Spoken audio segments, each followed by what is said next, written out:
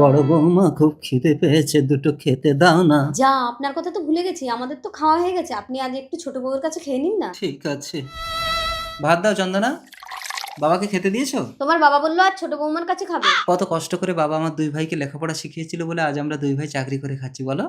আমি আর খেতে পারছি না, আমি খাবো না মা। মিষ্টি, ছোট বৌমা খুব খিদে পেয়েছে, দুটো খেতে দেবে? আপনি এখানে খাবেন আগে থেকে তো বলতে হয়, আমি তো মাপের রান্না করেছি। ঠিক আছে, লাগবে না। মেঘা, তুমি এক কাজ করো, আমার ভাতটা নিয়ে গিয়ে তুমি বাবাকে দাও, আমি পরে খেয়ে নেবো। না না, তুমি খেয়ে নাও, আমার খাবারটা বাবাকে দিচ্ছি, আমি পরে খেয়ে নেবো।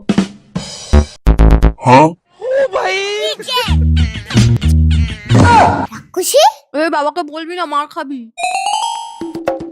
দাদান দাদান, তোমার খিদে পেয়েছে? দাঁড়াও, খাবার আনছি। মিষ্টি। চোরি চোরি কি আরে আরে এই মেয়ে, এই নাও দাদান, এটা খাও।